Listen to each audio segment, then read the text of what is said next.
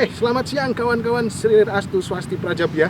Saat ini kita ada di ruas jalan Diponegoro, di mana ada satu bangunan yang besar, yang megah di kota Salatiga. Gedungnya berwarna putih dan sekarang menjadi penasaran kan? Kita lihat aja langsung. Sini nih. Kebablasan. Ini. Nah, ini nih bangunannya. Nah, sekarang bangunan ini menjadi kantor dinas Satlantas Kota Salatiga. Nah, kita akan mencoba mencari tahu sejarah dan fungsionalitas dari bangunan ini ketika masa kolonialisme. Kalau gitu, nggak usah berlama-lama lagi, kita langsung kemon. Yuk!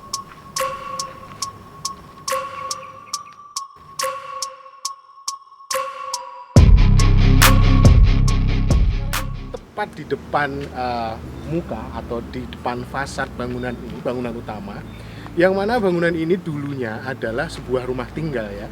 Tentunya rumah tinggal siapa? Rumah tinggal seorang bangsa Korea, bangsa Eropa. Nah, tentunya kalau kita lihat ya, kalau lihat dari bangunannya yang begitu megah, dia bukan orang yang biasa aja. Kita akan sedikit mencari tahu dari sisi arsitektur bangunan ini.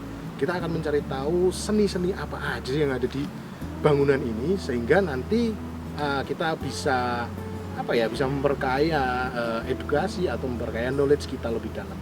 Ayo langsung aja. Di fasad bangunan ini ada satu buah pintu utama ya, yang sangat besar banget. Mungkin ini sekitar 5 meteran kalau nggak salah, sekitar 5 meteran lah. Dan kalian bisa bayangin dengan pintu sebesar itu bagaimana cara ngebukanya. Kemudian beratnya seperti apa dan kayunya tuh harus tebal apa. Sehingga mungkin kalau hanya satu orang aja itu untuk membuka menutup itu agak kesulitan ya. Dan kita lihat ada ornamen-ornamen di sudut-sudut kita ini sekarang.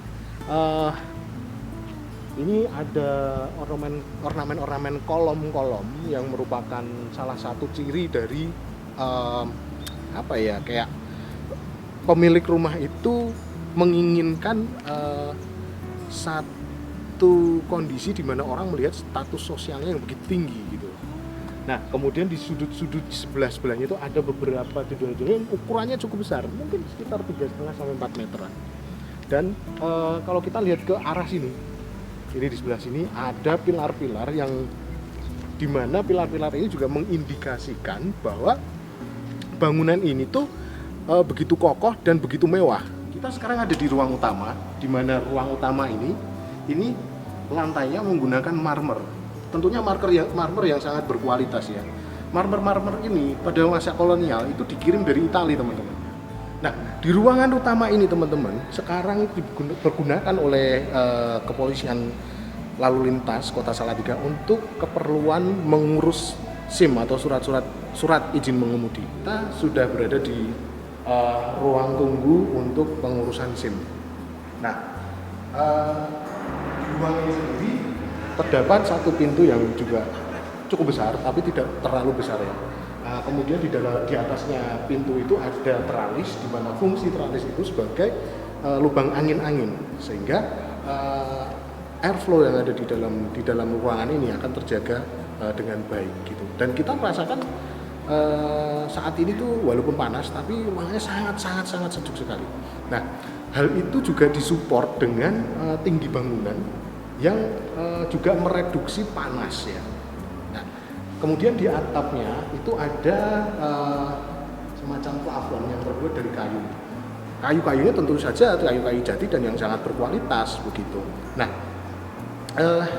kayu jati sendiri ini juga merupakan materi reduksi panas yang cukup baik. Nah, sekarang ayo di mana?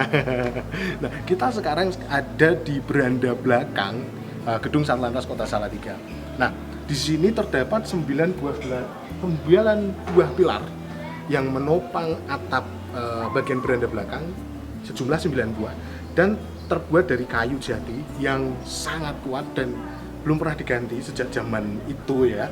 Kemudian ada 2 buah jendela yang sangat besar di sebelah kiri satu, sebelah kanan satu. Juga terdapat 5 buah pintu yang cukup tinggi ya, cukup tinggi. Mungkin sekitar 2,5 meter Dan di bawah ini terdapat tegel. Tegel ini tidak diproduksi di Indonesia, tetapi di Belanda, tepatnya di kota Maastricht. Nah, tegel-tegel ini sendiri diimpor dari Belanda, tentunya dengan biaya yang kalian bisa tebak sendiri sangat tinggi, karena tegel-tegel ini sangat berkualitas. Tegel-tegel ini mempunyai spesifikasi outdoor atau luar ruangan. Kenapa seperti itu? Buktinya apa? Dengan cara bagaimana kita membuktikannya? Dengan cara kita lihat bahwa ada grid-gridnya.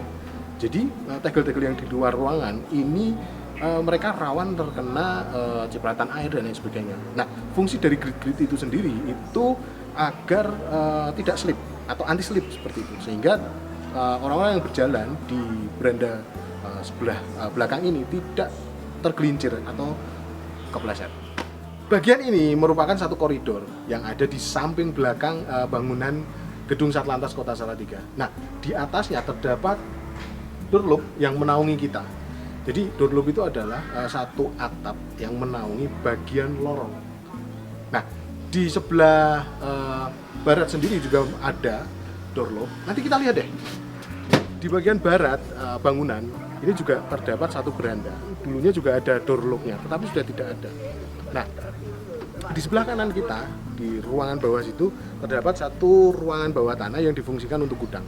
Nah, seperti kita lihat saat ini, pilar-pilar yang ada di sebelah barat ini bisa dikatakan yang selama ini orang berpikir bahwa ini merupakan sebuah benteng. Tetapi sebenarnya ini bukanlah sebuah benteng.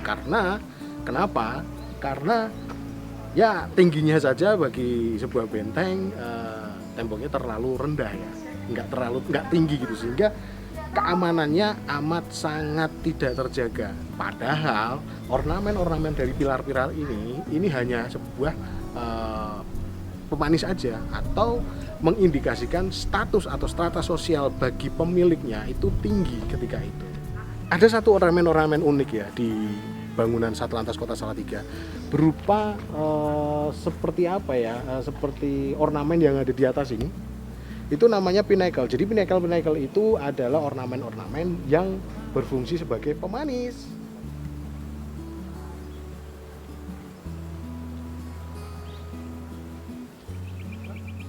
Peninggalan era masa lalu, sejarah itu memang harus dilestarikan ya. Karena apa? Itu untuk memperkuat jati diri bangsa ini. Ingat, kunjungi, lindungi, lestarikan.